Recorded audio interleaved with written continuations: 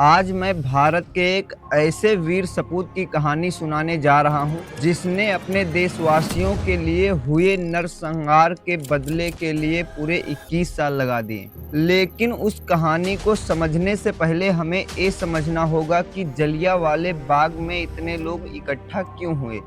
साल 1919 में अंग्रेज सरकार ने एक नियम पारित किया, रॉलेट एक्ट। इसमें किसी भी भारतीय को बिना मुकदमे के गिरफ्तार किया जा सकता था और लंबे समय तक जेल में रखा जा सकता था। पूरे देश में इस कानून का विरोध शुरू हो गया। इसी दौरान अमृतसर के लोकप्रिय नेता सैफुद्दीन और सत्यपाल को गिरफ्तार कर लिया, जिससे लोगों में भारी आक्रोश फैल गया। 13 अप्रैल 1919 को वैसाखी का त्योहार था, तो कई लोग अमृतसर आए हुए थे। कई लोग रॉलेट एक्ट का विरोध करने आए थे, तो कई लोग त्योहार मनाने आए थे। जलियांवाला बाग चारों ओर दीवारों से घिरा हुआ था और बाहर जाने का रास्ता भी बहुत ही साकरा था। लोगों को अंदाजा भी नहीं था कि यह जगह कुछ मिनटों बाद भारत की सबसे दर्दनाक जगह में बदल जाएगी। जनरल डायर अपने सैनिकों के साथ वहां पहुंचता है। उसने भीड़ को बिना तितर बितर की चेतावनी दिए हुए गोली चलाने का आदेश दे दिया। कुछ ही मिनटों में सैकड़ों लोग मारे गए और हजारों लोग घायल हो गए।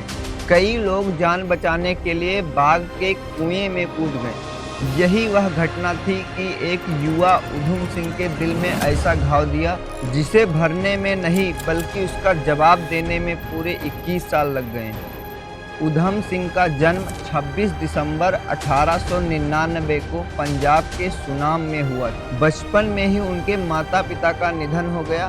वे और उनके भाई दोनों लोग अनाथालय में पले बड़े। जीवन ने उन्हें बचपन से ही संघर्ष सिखा दिया, लेकिन उन्हें यह नहीं पता था कि आगे चलकर उनका भारत के सबसे साहसिक क्रांतिकारियों में नाम आएगा।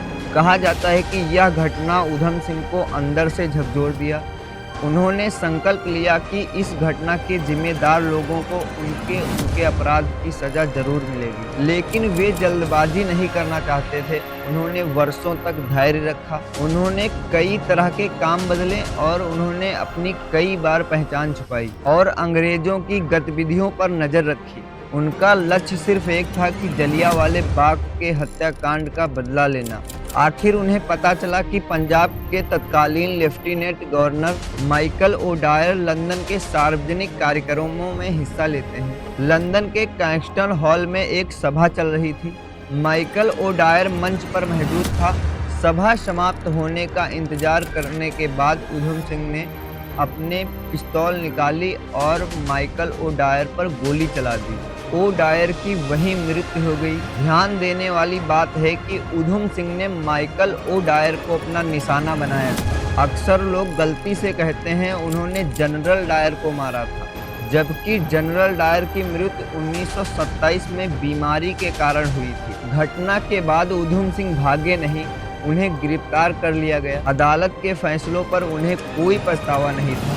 उन्होंने कहा उन्होंने यह कदम जलियांवाले बाग के मासूम लोगों के लिए उठाया था। उनके लिए कोई व्यक्तिगत मामला नहीं था, बल्कि न्याय का प्रश्न था।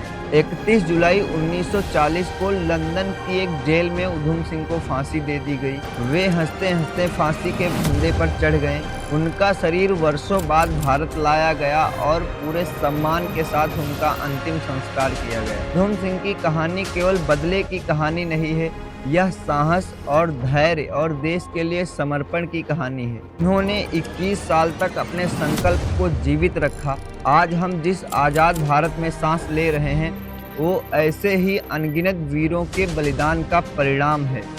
जब भी हम स्वतंत्रता का आनंद लें, तब यह बात जरूर ध्यान रखें कि कई लोग बिना अपने जीवन की परवाह किए हुए अपनी जान न्यौछावर कर दी है।